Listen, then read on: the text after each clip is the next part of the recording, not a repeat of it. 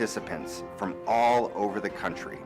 We got together to discuss the important work of choosing the men and women that will ultimately work with our kids in our mission to provide a top-notch classical education. We hope you'll join us on your journey towards school leadership. Visit our website at greatheartsapex.org to learn more about APEX, Program for School Leadership.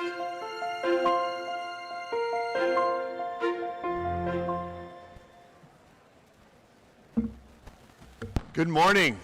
Good morning and welcome back to the National Symposium for Classical Education. So good to have you with us here for our final day of this event dedicated to the tradition, but specifically the tradition as it comes down to us and is embodied in our lives and in our practices. Right down front, for those of you who were here yesterday afternoon, you see some evidence of the tradition embodied in artifact. Our own Brighton Demarest Smith produced this. And if you weren't here, well, I think you missed out, but we had poetry alongside music while Brighton frantically put his brush to the palette, to the canvas, and produced this rendering of what he witnessed, what he observed. And as he shared with me this morning, as he started, and of course he was on the clock, he knew he had about 30 minutes, he was uncertain quite how it was going to come together. He thought maybe he would focus on the violin, right? That he would maybe look at the hand that was drawing the bow. But his eye was drawn to certain light and certain features or contours of what he was observing, and a serendipity came upon him, and what he produced, I think, is quite remarkable. But it was not necessarily that which he imagined or forethought, but rather something that was given him, a gift, really, of observation, and then the application of the skill that he's acquired over the years as a painter. In some sense, Brighton's experience is truly analogous. It's a metaphor for what we're doing, and I've put up on the screen that closing stanza from the poem we read yesterday, Howard Nemirov's Painting a Mountain Stream.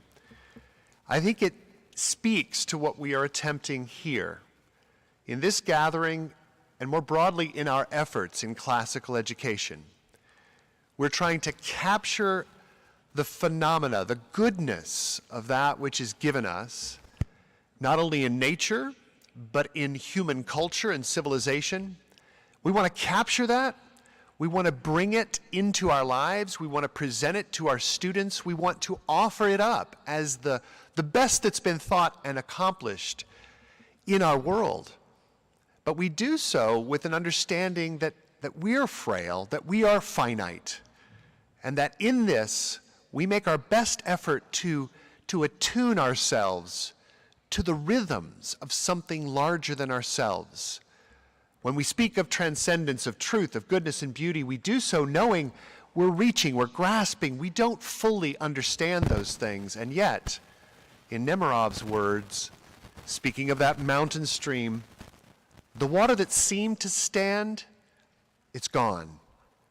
The water that seemed to run is here. Steady the wrist, steady the eye, paint this rhythm, not this thing.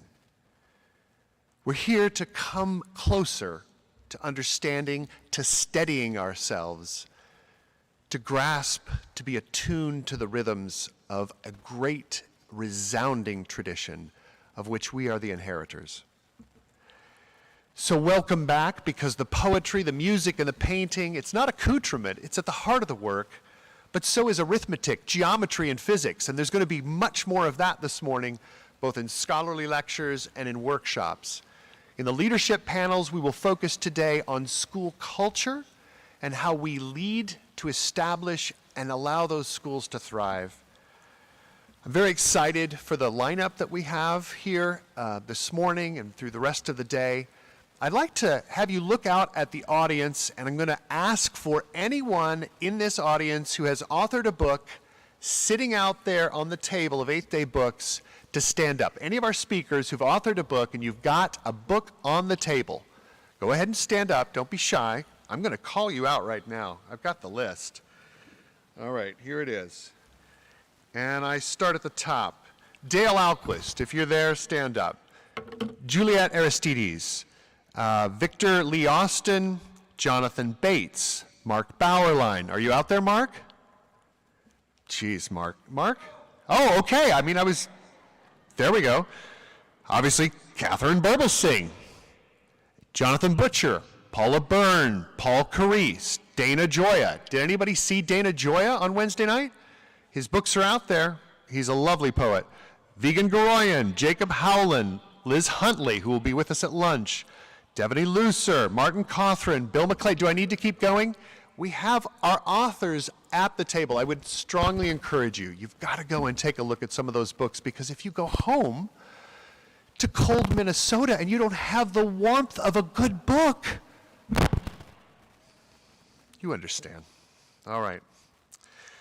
Let me just say, what we've got ready for you this morning is going to be, I hope, something of great value, in large measure, because again, we draw upon the tradition. The housekeeping that I want to mention just quickly pertains to those things that you're going to need to consider before you leave, and I know some of you are probably even getting ready now.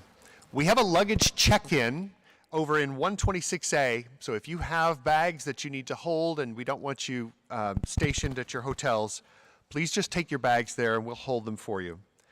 If you are interested in a certificate of participation, if you want that for the purpose of CEUs or otherwise, we're going to send around a poll later today, just requesting if you want one, and we'll get you on the list. Speaking of polls, we have session polls that have gone out as of last night. If you'd like to give us feedback on the sessions you've attended, we'd really appreciate that, because we'd like to improve upon what we're doing at next year's symposium. And finally, we're going to have lunch with Liz Huntley of the Hope Institute. So you'll want to come back here, and just as yesterday, you'll pick up a bag lunch and join us here in the ballroom. Now, it is my pleasure to introduce my dear colleague. He is a mathematician. He is a juggler. He is a punster. That is to say, he enjoys a good pun. And he is, in fact, a dear friend. Our Chief Academic Officer here at Great Hearts Academies, Mr. Jake Tawney.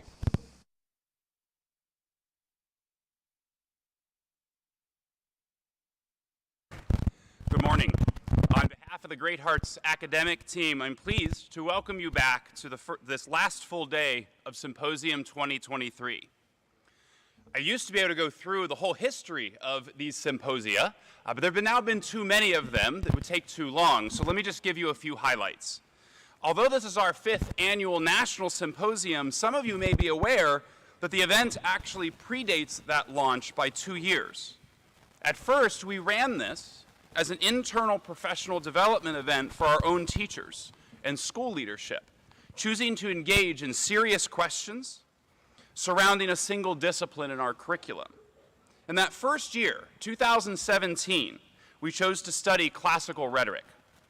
And we're going to give me a new microphone. Okay. So that first year, 2017, we chose to study classical rhetoric. And just 63 of us met in the Veritas Prep auditorium and then huddled into small conference rooms for breakout workshops. Now, just out of curiosity, could those of you that were present for that very first symposium on classical rhetoric please raise your hands? So I'll fast forward a little bit. It was in 2019 that Rob Jackson had a vision for an event that could be much bigger. And Rob fully took the reins and transformed that internal event into the first annual National Classical Education Symposium, focusing on reading instruction and the art of seminar. 450 attendees from schools around the country, from institutions of higher education, curriculum vendors, and every Great Hearts Academy gathered in the beautiful auditorium that was at the ASU Law Center. Just do me a quick favor and raise your hand if you were at the first annual National Symposium on Reading and Seminars. So the numbers grew steadily, and fast forwarding once again to last year, we had our largest audience ever with about 530 participants thinking and hearing about the fine arts.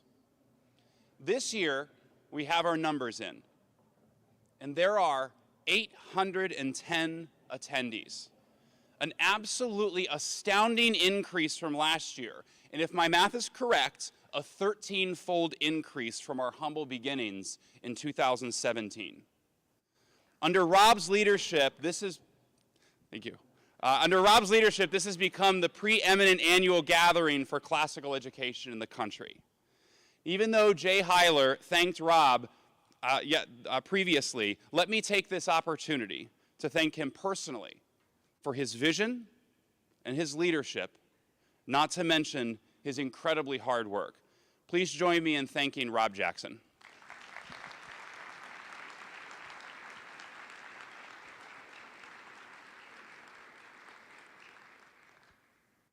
Now, as all of you know, the focus for this year is the tradition today, a recognition that the ever-constant truths of classical education are constantly renewed in the here and now.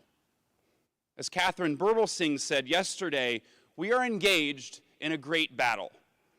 It's a battle that I submit is for the souls of the students who are in our classrooms. And this battle is coming on countless fronts in virtually every discipline found in our schools. But we should never think that classical education primarily stands against something. No, it always stands for something. It stands for human flourishing. It stands for an anthropology that recognizes the inherent dignity in each individual soul and its perfection in virtue. It stands for the idea that the best education for the best is the best education for all. It stands for the best that has been said and written in the enduring works of the beautiful Western tradition, from Aristotle to Austen, from Dickens to Dostoevsky. It stands for the idea that mathematics deserves to be studied because there is something unique in the human soul that can only be satisfied by thinking mathematically. It stands committed to the notion that all students are capable of achievements in the fine arts, from poetry to music, from drawing to drama. And it stands for all of the arts of language, including rhetoric, and within that, including written rhetoric.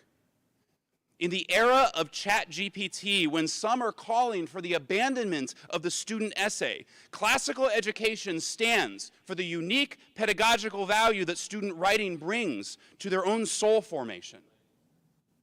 And of course, its classical education stands for bow ties.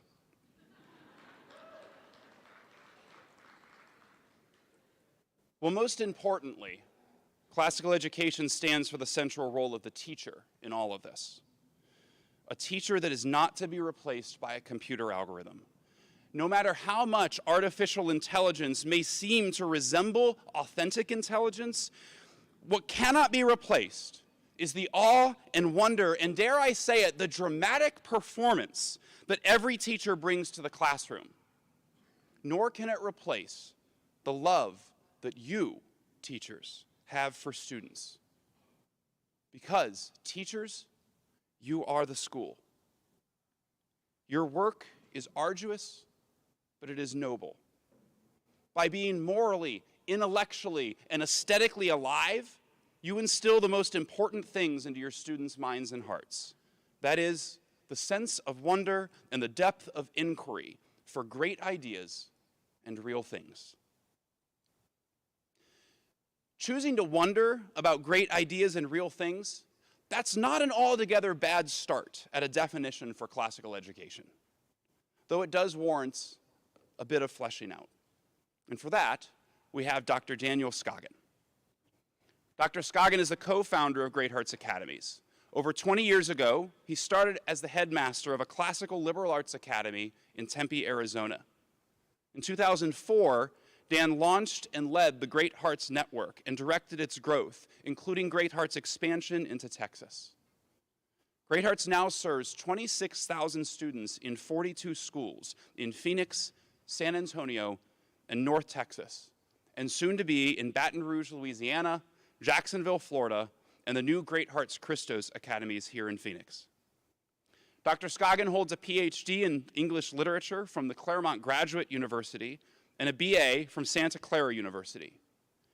He attended the Stanford University Executive Education Program, was a Piper Fellow and an Aspen Fellow, and he recently completed an MA in Character Education from the Jubilee Center at the University of Birmingham. And of course, most importantly, Dan is the father of 4 daughters, including 2 Great Hearts graduates, and lives with his saintly wife, Tiffany, in Mesa, Arizona. Finally, it is worth noting that almost 9 years ago to date, my wife, Christine, and I flew in from Ohio and sat in the conference room at the old offices in Veritas Prep with Dan, listening to him lay out the vision that is Great Hearts. 2 hours later, when it was just her and me at lunch, my wife looked across the table and said, "You know we have to move here, right?" I, of course, was terrified. And she, as is normally the case, was right. And so we moved. And in large part, we have Dan Scoggin to thank for us being here in Phoenix, Arizona. And for that, I am very, very grateful. Please join me in welcoming my colleague and mentor, Dr. Dan Scoggin.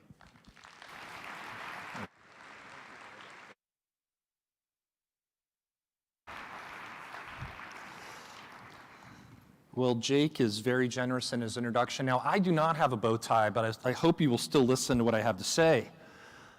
There is quite a fad of bow ties across Great Hearts, but not a fad, a classical tradition, we should say. Good morning, colleagues, and happy Friday, the last day of this wonderful symposium. And my talk this morning is about why classical education matters so much today, fitting with our symposium theme of the tradition today. And as you know, classical education has just been on a fabulous, outstanding growth ride over the last generation. 30, 40 years ago, it can be argued that only a 5-figure number of students, of kiddos in this country, were receiving a classical education. We are fast approaching that number to be a 7-figure enumeration of kids, of young men and women receiving classical education. And it's within the realm of possibility that in the next generation or two, classical education may again be the standard of what constitutes an American education. And that is because of us, of course, the families that we serve, the family first, and because of the students that we're able to pour into. But won't that be fabulous due to our friendships, our bonds, our brotherhood and sisterhood, that we can change this country back to the original form of education that we know that shapes hearts and minds. So in contrast to the rising popularity of classical, a recent Gallup poll, you may have seen this poll, found that only 28% of Americans, 28%, are confident in the quality of U.S. public schools, a new low, an unfortunate new low in a 50-year downward trend. So what has compelled the loss of trust in the American schoolhouse? Why are so many families seeking a safe harbor away from the district school down the street?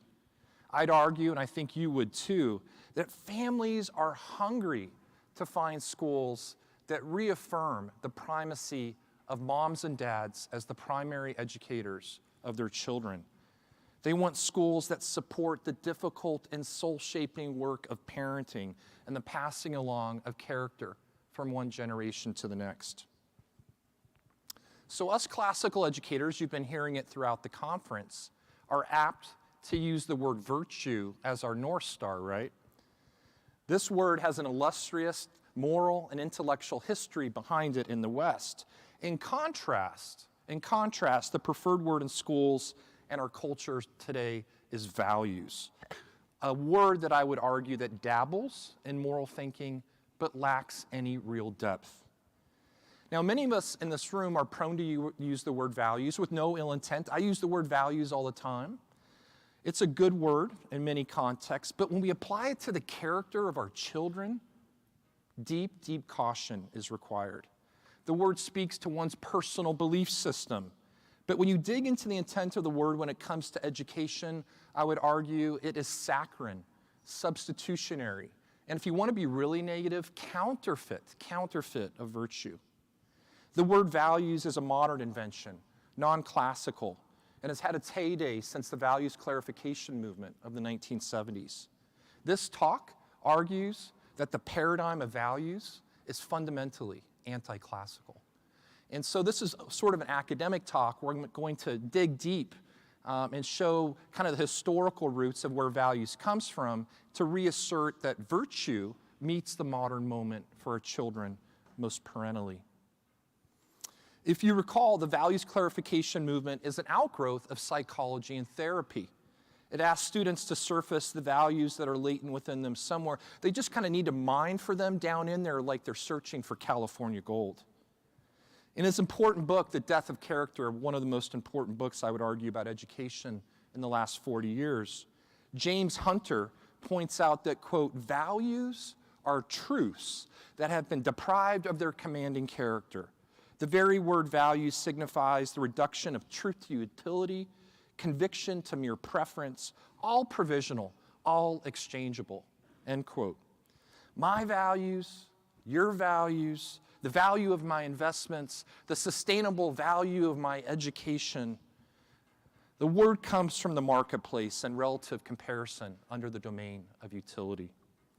In using words like values, Alistair McIntyre would claim we are playing with the images or shadows of morality, but not the real goods. We are in Plato's backlit cave, or we are using the scraps of a foreign language from a country we have never visited. As my friend Jim Ron from the Kern Family Foundation has said, we live today in a world of cut flowers. We enjoy the pretty images of a goodness that has been chopped off from its roots. And we all know schools that like to preach morality to students through posters, assemblies, mission statements on walls, and various character curricula. We are quite good today at marketing, and we are quite good today at marketing character. But the more we hear values, grit, personal responsibility trumpeted, they hit our ear as hollowed out. They are an echo from a song sung in another room. C.S. Lewis says of us modern educators that for the sake of utility, we have starved the hearts and affections of our students. Quote, in a sort of ghastly simplicity, Lewis writes, we remove the organ and demand the function. We make men without chests and expect of them virtue and enterprise, end quote. And even some classical schools primarily tout the values of critical thinking as the end of classical education. Of course, critical thinking, analysis and synthesis are classical skills that are carefully cultivated, but they are not an end in themselves. Or we tout being more cultured and more humane, divorced from objective truth. In this narrow worldview, the students' selves become the measure, not the great books, not the classical works of art, not the heroes and heroines who have come before us. This values-based classical education, I would argue, we need to guard against, and it's quite different than a virtue-based classical education. So to refresh our memory, I want to bring Aristotle back into the room. I've been using this word virtue. It's only right that I ground it in the tradition. And there's other places we could go in the tradition for a cogent discussion of virtue. We could go to the books of wisdom. We could go to the writings of Cicero. There are so many other places to go. But I would say the Great Heart schools are built on an Aristotelian ontology. And I think Aristotle has had the most sort of perennial influence on us classical educators over the last 2.5 millennia, so Aristotle. And what I love about Aristotle is that his ethics are both based in objective truth, but beautifully, beautifully flexible to the pursuit of virtue by each individual person in his or her circumstances. According to the philosopher, each person has a proper function that is not innate in us at birth, but must be carefully and prudently cultivated over time. Aristotle states in his Ethics, quote, we reach the conclusion that the good of man is an activity of the soul in conformity with excellence or virtue, end quote. So what is this activity of the soul? I would say the ethics, all the books of the ethics are defining this activity of the soul. There are 3 parts to the soul, according to Aristotle. The first 2 parts are the intellectual portions of the soul, and wisdom has 2 parts. These 2 parts of the soul must function very carefully and well together for virtue to take hold in the soul. First, of course, is intellectual wisdom. He calls it the highest knowledge. Truth, a deep and cogent understanding of reality. The soul pointed and directed to right ends. Intellectual wisdom. Secondly, second part of the soul, practical wisdom. That great Aristotelian word phronesis. Practical wisdom, which allows the deliberative man or woman to find the right means in their personal circumstances to achieve the target of truth. One who holds practical wisdom is good at deliberating, who by reasoning can aim and hit the best things attainable to man by action. So once again, intellectual wisdom illuminates the target of truth, while practical wisdom allows us to aim at it from all the different circumstances of our lives. So some philosophical descendants of Aristotle, of course, use the word prudence, and I think the word prudence serves us well for practical wisdom. They're interchangeable, but I think prudence is a good modern translation. Aquinas frames prudence as decisive action precisely at the right time. Remember Aristotle's words, doing the right thing at the right time for the right reason. That's practical judgment, that's prudence. And prudence has nothing to do with being prudish. For the good man or woman, prudence drives action. What shall I say to that troubled colleague at lunch today? Who should I marry and when? How many glasses of wine are too many? How can I best get this wayward student back on track? All of you use prudence 50 to 70 times a day. I'm just making those numbers up, but we use prudence throughout our day, and if it's not connected back to the highest wisdom, prudence doesn't function, but prudence drives our lives. Joseph Pieper, drawing on the writings of Thomas Aquinas, says, quote, "Prudence then is the mold and mother of all virtues, which transforms knowledge of reality into realization of the good." So why I'm spending time on Aristotle here is that prudence draws the classical link between truth and goodness. I'll come back to beauty in a bit. And we cannot forget Aristotle's third part of the soul, the third part, the seat of desire, the moral virtues. If the soul is disordered, Aristotle and Plato agree, if the soul is disordered by bad habits, then both forms of wisdom can't function. They break down, they're clogged up by bad moral habits. In a beautiful symbiosis, intellectual virtue depends on the moral virtues, but also trains and reconditions them over time. The moral virtues of justice, courage, and temperance are directed and habituated under prudence. And this cycle of reasoning is the key to eudaimonia, Aristotle's human flourishing. So that's Aristotle in 4.2 minutes. And I think it was important to return to him if I'm going to use the word virtue with any responsibility.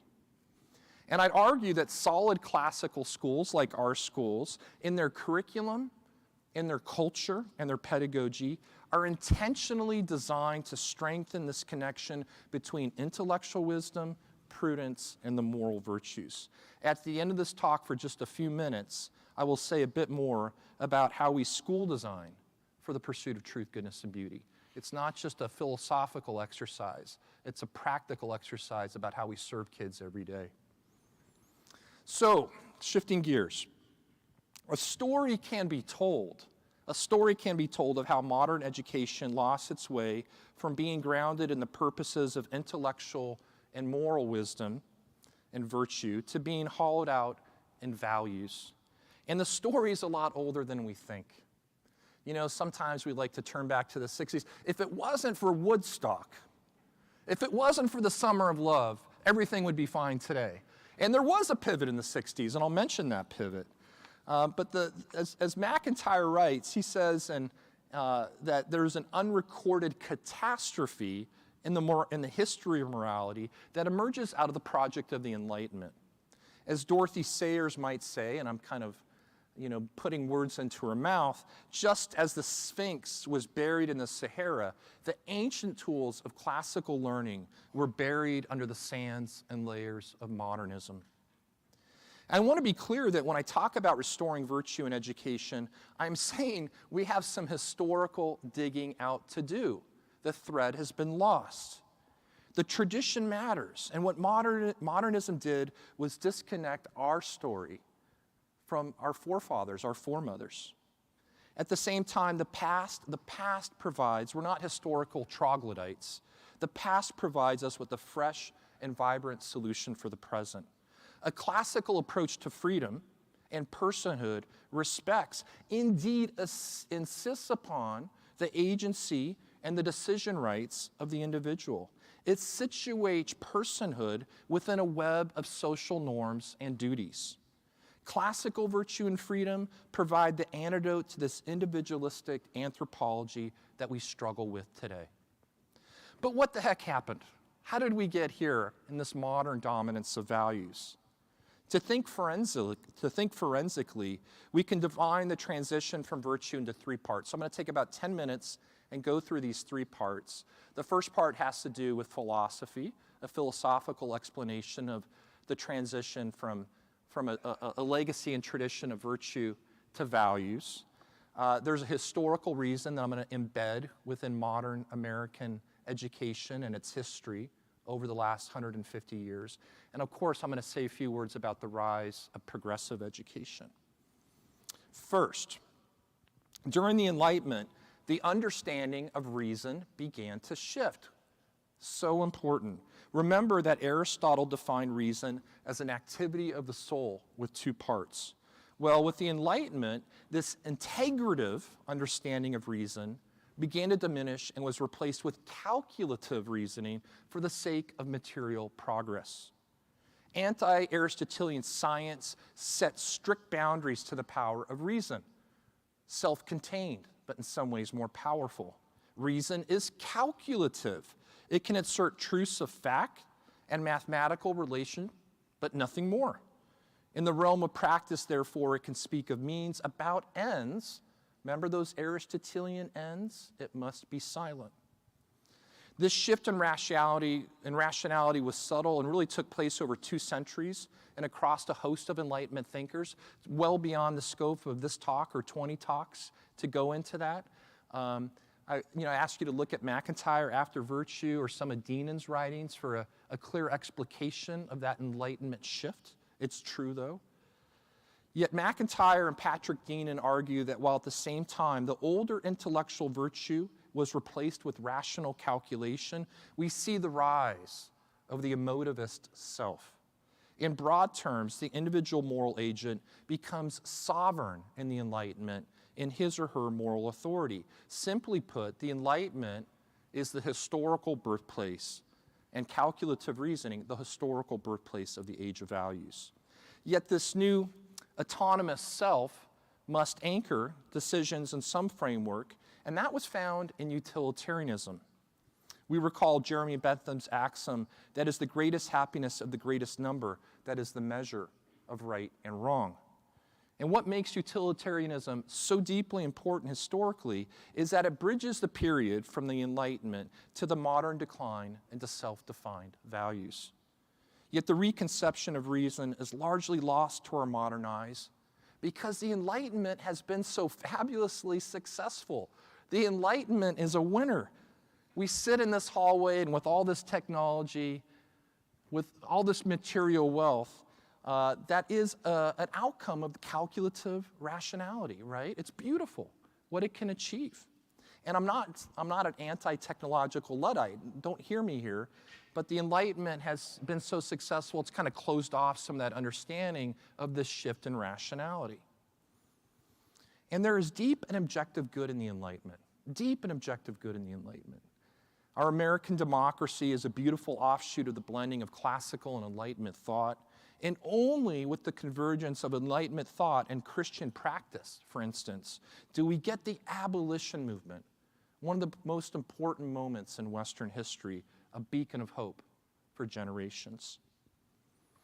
So I'm shifting gears to the second point in this shift from values, from virtue to values, and the second historical point I would bring has to do with the origin story of American public education.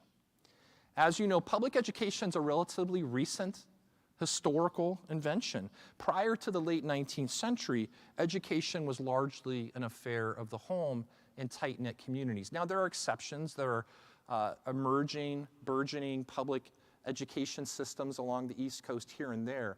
But speaking most generally, it wasn't until the Common Schools movement in the 19th century that we see moral instruction move away from the family and churches to state-sponsored public schools. And what I'm going to argue is that during the professionalization of education away from moms and dads through these systems, we begin to see significant shifts in moral language. An example would be changes in the McGuffey Readers. We all love the McGuffey Reader. When you go back and read it, it's a beautiful return to a classical past. And the readers were a curricular staple in the 19th century, with more than 120 million copies sold between 1836 and 1920. This is a beautiful proof of American literacy. The first editions of the Reader were infused with a classical virtue ethic. Indeed, the main theme of the Reader is wisdom and prudence supported by a Christian worldview. But by 1875, the readers were even outlawed by the California State Board of Education and replaced with the more progressive Pacific Coast readers. By the end of the 19th century, the majority of states had passed laws forbidding sectarian influences within public schools. And within a generation, the new readers became a manifesto for industrial era values, diligence, punctuality, and a generalized goodwill couched as citizenship. A second kind of historical theme here in American public education, in the late 19th and early 20th century, public education was also solving for the waves of immigration coming to the United States. The cities were overwhelmed with European immigrants, and mayors searched for solutions to control what they called the immigrant invasion. Schools came to be viewed as a choke point of control, of assimilating children from diverse traditions and countries to an American standard. And on the one hand, this is beautiful, right? We should admire the goal of turning immigrants into productive and useful citizens. The intent was beautiful and noble in assimilating kids into the American way of life. On the other hand, the professional educators at this time in the mid to late 19th century and even to the early 20th century turned to other systems for ready solutions to handle the immigrant invasion. They were especially impressed with the division of labor found in the factory, the new punctuality of the railroad, and the chain of command and coordination in modern businesses. The first superintendent of schools in Boston, Nathan Bishop, claimed that, quote, "In organizing a system of popular education, the same practical judgment is to be exercised in making special adaptations of means to ends as in any manufacturing or business enterprise," end quote. So if these descriptions sound like a captain of industry ordering the labor of his factory to productivity, the origin story of the modern school district explains the connection as intentional. As David Tayek writes, quote, "In retrospect, one may claim that urban education in the 19th century did more to industrialize humanity than to humanize industry." Of course, any captain of industry knows that one must sort his workforce to be productive. The source for this sorting of students by tests is based on the learnings from the United States military around the time of World War I. Based on the work of Alfred Binet, IQ tests were developed to sort military recruits for various forms of training and specialized deployment, including differentiation of infantrymen from officers. Let's corporatize and make the military more efficient, just like we've been doing in industry. In little over a month, the psychologists wrote and field tested the examinations. The resulting alpha and beta tests were given to 1.7 million Army men at the beginning of the century. By the early 1920s, the IQ testing of students movement swept across the country as a new scientific crusade. By 1926, 37 out of 40 major US cities were using ability grouping at some or all elementary grades. So to sum up here, the Enlightenment deployment of calculative reasoning and its inheritance of industrial progress became symbiotic with American school design. And of special note, of course, is the rise of the American high school, which was born out of this quest for productivity. I don't know if you know this, but high schools are a very, very recent phenomenon. So public education's a recent phenomenon, but the high school is even more innovatively recent than that. In 1900, only 6.4% of public school students attended high school. But by 1940, 79% were attending. This mushrooming of high school enrollment in only 40 years can be directly tied to two influences mentioned above: the sorting of students by scientific tests and the need for training more advanced skill workers for the burgeoning American economy. So I want to turn to an example that I've talked about with some of my colleagues before. There were two national reports that were commissioned only 24 years apart to define what is this new thing, high school? What's it for? How should we use it? Why does it exist? And these two reports, 24 years apart, are most illuminative. The first report is called the Committee of 10. You may be familiar with that report. It's kind of famous. It was written in 1893, issued in 1893, and it was captained, 10 college presidents, captained by Charles Eliot from Harvard. And what the Committee of 10 says is that this high school, this new thing, should be based on the classical liberal arts, the great books and ethics of the West, respect for the literary and philosophical traditions that led to the American founding. It was soon canned and rejected widely by public educators, including other college presidents. One college president said, "This report is insane because we need to remember that these high school students are, quote, a great army of incapables." It was viewed as elitist. So, 24 years later, we have the National Education Association issue the Cardinal Principles of Schooling, 1917. This statement of what the American high school is for differentiates programming for various subgroups of students sorted by testing. The 7 objectives of education listed by the Cardinal Principles of Schooling are as follows. Number 1, and this is a hierarchy, health. 2, command of fundamental processes. Number 3, worthy home membership, whatever the hell that is. I hope I'm a worthy member of my own home. I'll have to look.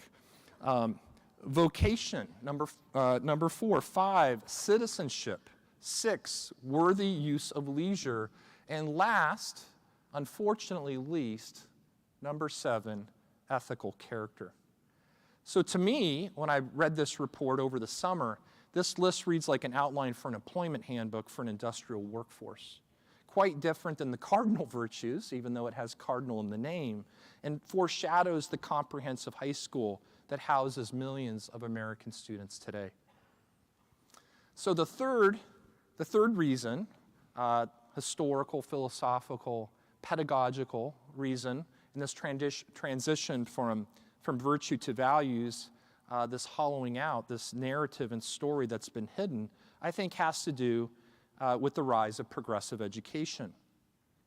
I think it's really important to stop and say that we should admire the noble intent of the progressives, seriously. In fact, progressives such as John Dewey sought to counter this industrialization of human beings. The inspiration for the pedagogical progressives was not the efficiency of the factory, the army, or the railroad, but the creative genius of the Enlightenment romantics. A predominant influence for Dewey was the cult of childhood that emerged in the late 18th century, especially Rousseau, in his belief that the child was naturally good but corrupted by human institutions. However, the pedagogical progressives, in their attempt to counter school as factory, introduced moral relativism into the programming of schools. They also did not fundamentally alter the bureaucratic structure of the modern American school system. One could say, I would argue, then, that the endpoint of progressive reforms was a cast of institutionalized relativism. As Dewey states in his credo on religion, quote, faith in its newer sense signifies that experience itself is the sole and ultimate authority, end quote. Children were to establish their own moral standards by close examination. And while some plausibly argue that Dewey is over-scapegoated, and when you read Dewey, there's lots of reasonable thought in Dewey, there's good things, he's probably over-scapegoated.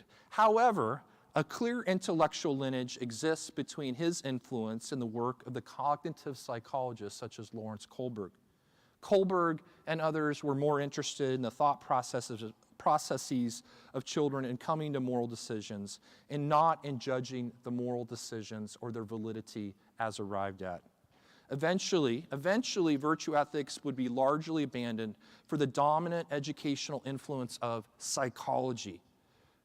The concept of character gave way to the child's unique personality. The self replaced the person. My personal culture replaced inherited culture.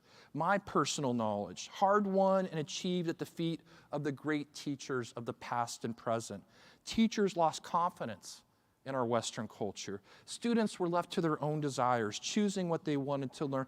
And yes, from the 1960s onward, whole generations of students were left to finding the measure of things in themselves instead of seeking the measure in the greatness of those who forged their culture before them. So to begin to wrap up here, my friends, I've argued that classical virtue was replaced with calculative reasoning, progress of utility, and the progressive subjectivity of values. But I would argue, once again, we're not troglodytes. We're not just looking to the past to stay in the past. I would argue that classical education is uniquely poised now to respond. Classical education cultivates virtue in its students and is grounded in school cultures that go further in creating the conditions for deliberative prudence. The import of the classical understanding of virtue of prudence is that it's prescriptive of objective excellence while recognizing the freedom and agency of the individual. As Vigen Gorian argues, I don't know if Vigen's here, one of my heroes, I think he's speaking later today. As Vigen Gorian argues, quote, the real corruption of moral education is an imperious moralizing on the one hand and the indulgence of spurious argument and undisciplined opinion on the other, end quote. So prudence works above the domain of forced obligation while not devolving to subjectivity. Prudence is truly liberal in that it anchors free will to just and noble ends. So classical schools must excel in two key vocations to nurture prudence. First, classical schools go deep on building moral habits, right?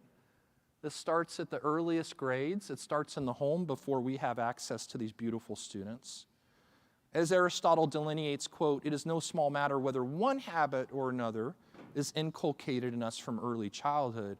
On the contrary, it makes a considerable difference, or rather all the difference, end quote. In classical schools, teachers build routines and clear expectations that serve as the seedbed, that garden for cultivating habits. This work begins at the earliest grades and runs up all the way through adolescence, and I'm still working on my moral habits. But far from a place where rules dominate and overshadow, the rules recede with habituation, and a culture of ordered joy emerges in classical schools that have a real coherent understanding of how to cultivate moral virtues. Secondly, classical schools and their curriculum and pedagogy are designed to cultivate intellectual wisdom, which too must be installed in the soul prior to prudence directing moral action. One must know the truth, of course, sense it, intuit it, love it, before one can then seek it through means to achieve the ends. But instead of the romantic or progressive approach of protecting the child in some inward state of purity, the classical approach calls the child to look up and out. The word education derives, as you know, from the word educare, meaning to draw out from within or lead forth. An essential companion to moral habituation, then, is the practice of drawing the young student intellect out of him or herself, We expose students to what Arnold describes as the best that has been thought and said across 3 millennia, or as Whitehead remarks, and this point is so important for me, as Whitehead remarks, the educator must establish within the young a habitual vision of greatness. This vision of human excellence, once installed in the soul, gives the student a shot at knowing the nature of truth and its counterfeits, intuitively sense the truth, know when they're hearing it, and know when they're not. With the moral habits cultivated and the intellect prone to truth, the adolescent student in the last stage of the trivium is ready to take on a life of prudence. Moral habits and wisdom must both be freely encountered and held as a second nature for prudence to enter stage right. You can design a school on these stages, a curriculum, a pedagogy, how you talk with your faculty. As Vegan Gorian argues, one more quote, if you will, from Vegan, quote, mere instruction in morality is not sufficient to nurture the virtues. It might even backfire, especially when the presentation is highly exhortive and the pupil's will is coerced. Instead, a compelling vision of the goodness itself needs to be presented in a way that stirs the child's imagination. A good moral education addresses both the cognitive and the affective dimensions of human nature.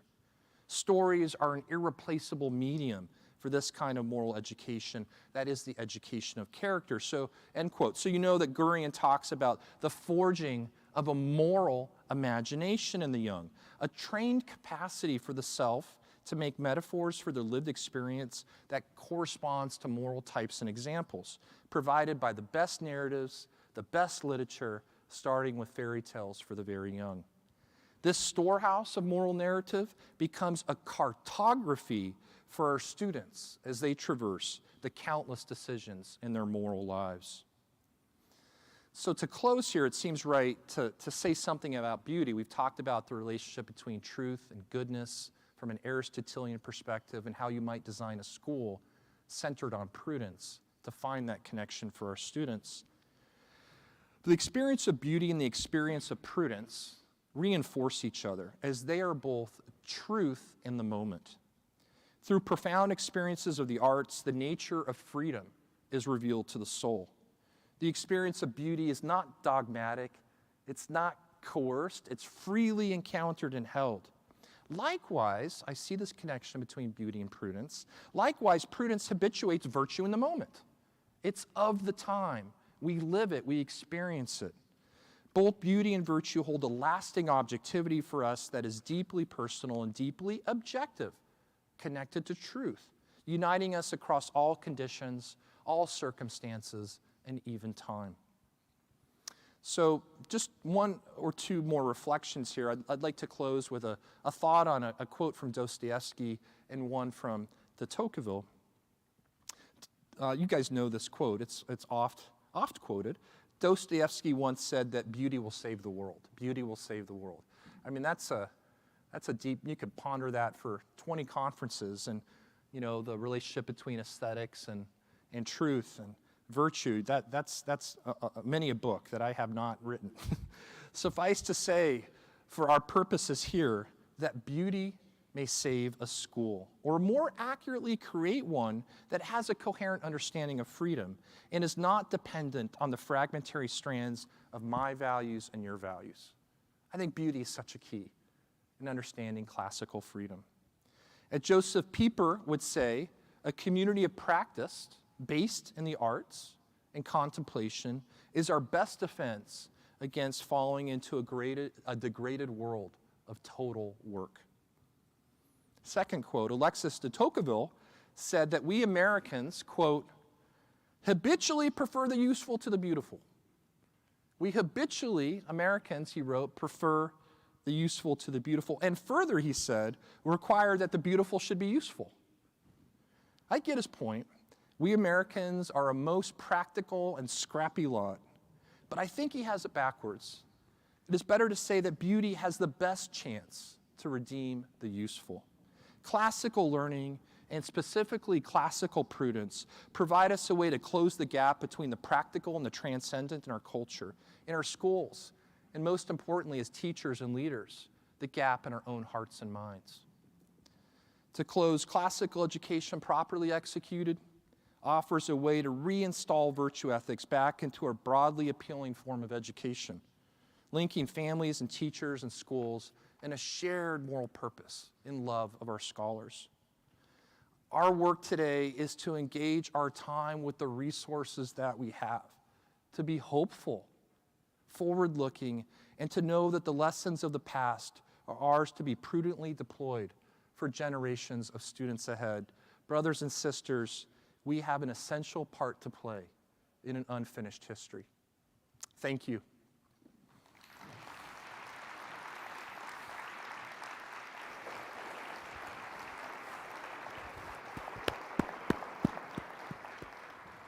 Thank you, Dr. Scoggin. So good to have that exposition of Aristotle and then place it right here, firmly in our day. Very, very nice. Dr. Scoggin is ready to take some questions if you have them. We're also going to leave it open for our virtual audience if they would like to chime in, so I'll be monitoring that here. But let's start at the floor, please. Good morning. Dan, thank you. That was a tour de force. Thank you so much. It seems to me sad that in public education we're so ignorant of the history of our profession and how we've gotten into the place that we are, and I appreciate both the social and intellectual history for that. I was really interested in how you talked about how changing social and economic conditions tied into the intellectual developments of public education, and I was thinking the American historian Bernard Bailyn talks about how the kind of family and church-based history of education before the rise of the public school was necessarily displaced by economic developments, like the rise of urbanization and industrialization. Right. And so one of the issues that we have to deal with as classical educators, right, is we're operating in a completely different socioeconomic paradigm. And so something I struggle with and I would love your wisdom on is how do we as classical educators in a modern world not unself-consciously replicate the operating conditions of the factory model school, right? If age-graded whole group direct instruction on a bell schedule designed to pass tests and get into higher education institutions to perpetuate a certain social class access is like the predicate of the public factory model school, how do we operate effectively in that environment for our kids while not unself-consciously replicating, you see what I mean? The kind of like vices of that, like not like sprinkle a little of Greece and Rome on top of a model that's sort of like fundamentally at odds with the beautiful aspirations that you talked about. Sorry for putting it so provocatively, but I think that's like the thing we have to kind of struggle with, particularly as public classical schools. Thank you. Thank you, Bob. That's a great question. And you know, this is something that Great Hearts struggles with all the time is how do you not default into utilitarian thinking or calculative reasoning? You know, Great Hearts markets its test scores. We're proud of our achievements and things like that. But this answer may sound rather simplistic, but I think it's true. Convert the kids. So, you know, if we can have access to serving a kid for a family that chooses Great Hearts, we convert the kid who then converts the mom and dad to this beautiful vision of the pursuit of virtue. So the doors are wide. Let's take as many sovereign souls as we can into our academies, but then you know, they're going to be converted with this Aristotelian vision of moral habits leading to, and the intellectual pursuit of truth leading to prudence. And it takes a couple of years. Sometimes the students have a conversion experience in the middle elementary years, sometimes in middle school, sometimes in 11th grade, you know, right before they leave. But the family sees a difference of who their child is coming home. And so I don't think it's necessarily just a branding war or an intellectual war in how we message classical education. It's delivering for the kids that then create the conversions for these homes. Now, some moms and dads come to us ready-made, right? They're on fire. They've had a virtuous classical experience. But more and more, if we seek to serve millions and millions of students, I think it's going to be a backward design model where the kids convert the adults. We have a question here from our virtual audience, which you seem to have anticipated, but maybe you want to elaborate a bit in response to this prompt.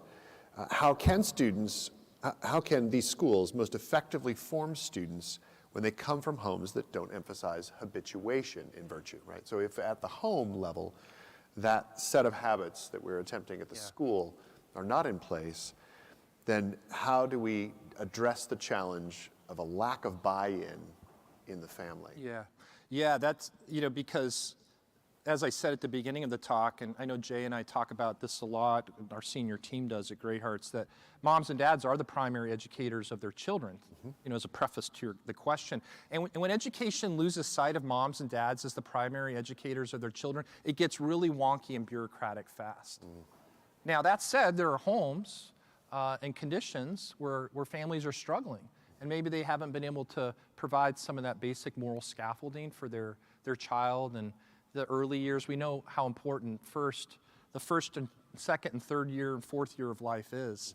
And we have to plan for that. That does not remove our moral obligation to be over-intentional with those families on creating intentional culture. So at Great Hearts, even though our high schools and middle schools are largely structured Socratically, right, Rob?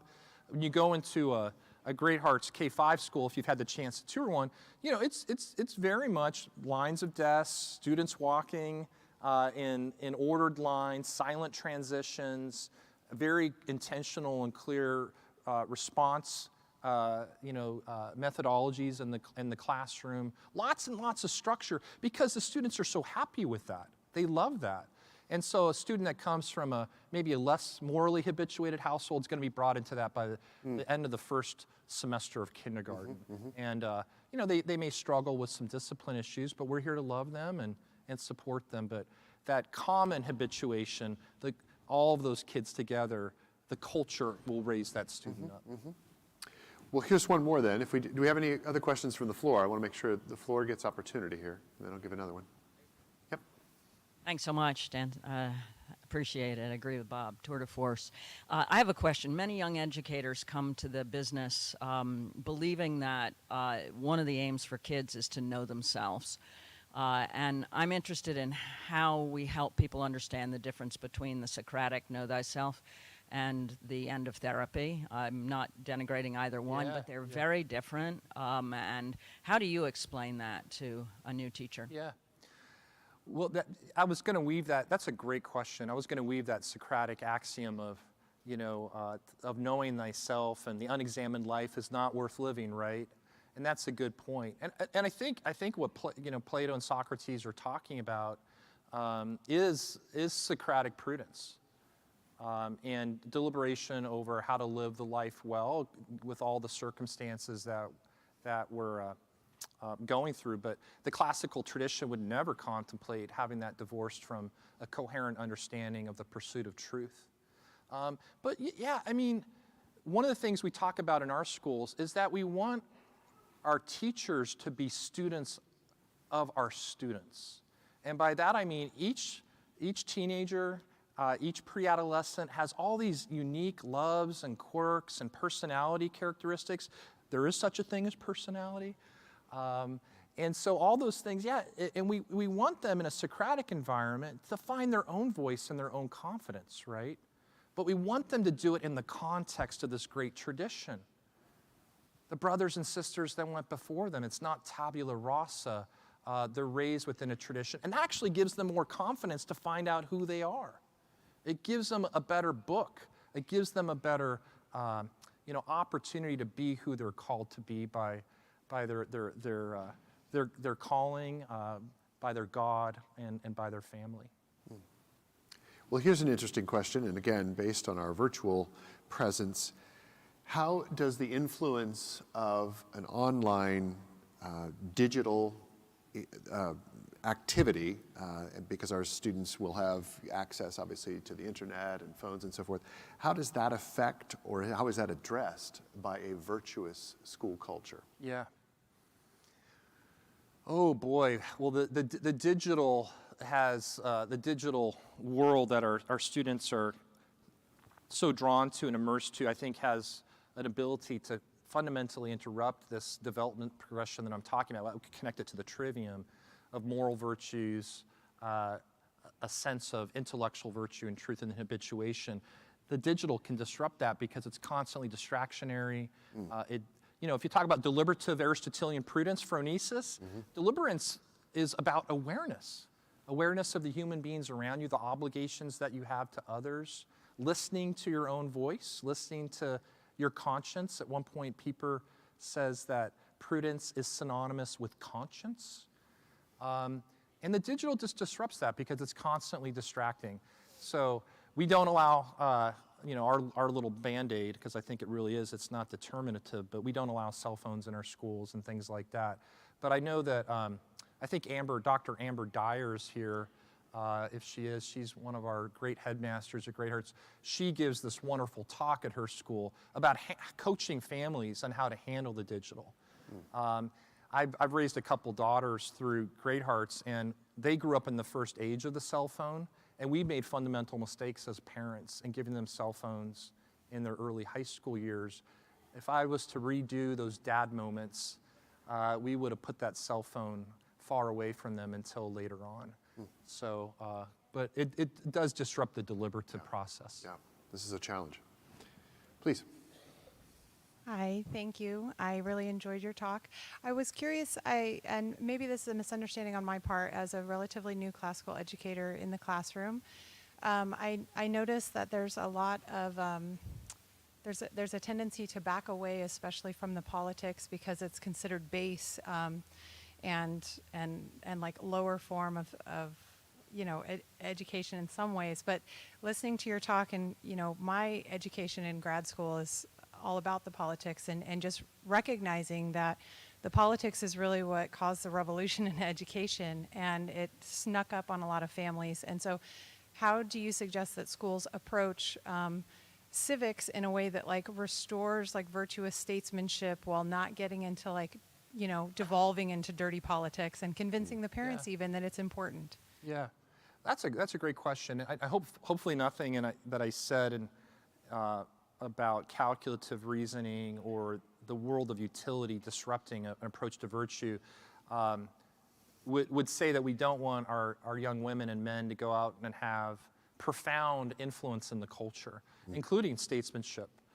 Absolutely, and I think classical education, as you know from what you said there, has the ability for Socratically to listen and to find truth in arguments and find a path forward in disagreement. That deliberative capacity, that is statesmanship. That is the precondition of statesmanship. And so, absolutely. And we have those 2-hour Socratic seminars in our high school.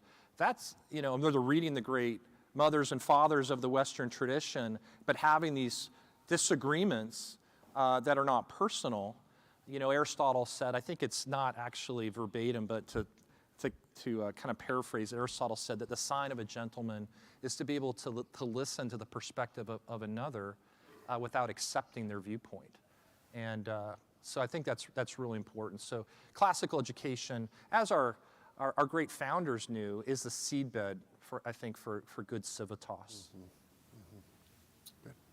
We have another question from the floor, please. Thank you so much for putting this conference on. Thoroughly enjoyed it. Good job, Rob. Both of you, yeah. Thank you for leading the way in the nation. Really appreciate this. Would you be able to speak to the Christos Academies? I'm very interested in this, in a bit of this movement happening, and I know I recently learned about it. I'd be curious to hear. Yeah. Well, so Great Hearts loves being public charter schools, and we're going to continue to thrive in that space. That's our bread and butter. But as I mentioned, we are here to serve the family in any way that we can to deepen our relationship with families in the pursuit of truth, goodness, and beauty. And so policy environments are changing. And so the ability for Great Hearts through a completely separate faith-based organization to create small Christian classical schools is a real desire on the part of the organization. So we're launching some of those next year. And you think kind of historically, by the way, the innovation is classical charter schools. Christian classical education has a 2 millennia tradition. And I know there are others here, like Rabbi Rockland, who are starting Jewish classical schools, which is beautiful as well. And there are other faith traditions that are interested in classical education today. But you can see in my comments that it's relatively recent, since the late 19th century, that there's such a divide between the public and the private, right? Where sectarian influences were kicked out of education, right? Other countries don't have it that way. If you do a study of other countries, they haven't created this false divide. And so it's interesting in the new policy environment as ESAs and vouchers and tax credits become more pronounced. Can some of us work in both spaces with distinct parts of our organization? Well, thank you, and please join me in thanking Dr. Scoggin. Thank you. Thanks, Rob. Thanks, brother. Thank you so much. Oh, thanks. Tour de force. Since Aristotle has come right out front, we do hear him say to us that the best and the superior form of friendship is that pursuit of virtue that we undertake together. So I really must encourage you, take full advantage of your time here. Get to know some others. This is the camaraderie of classical education that we're trying to promote, and I encourage you to get to know some folks and really take every advantage of networking. Part of what you can do in that vein is make sure to sign up for your sessions. If you actually use the app and plug in, hopefully you can connect to scholars and workshop leaders at some point in the future. So be sure to use that device just as an opportunity, as a tool to get you in touch with others who are here gathered for this purpose. And then I would say, finally, if you would, please, as you attend your sessions, if you would fill out the polls. I mentioned this earlier, but the polls that we've set up just to get some feedback from you after attending sessions, that would be helpful. Finally, I want to really acknowledge Classical Academic Press was the sponsor of this particular plenary. They have a nice booth set up over here. Please go and visit with our sponsors. These are fellow travelers. These are folks who are also committed to virtue and to the advancement of classical education in support of you and your schools. Thanks for being with us. We were going to reconvene here in this ballroom after you grab a lunch at 12:30. We'll see you then to visit with Liz Huntley. Thank you.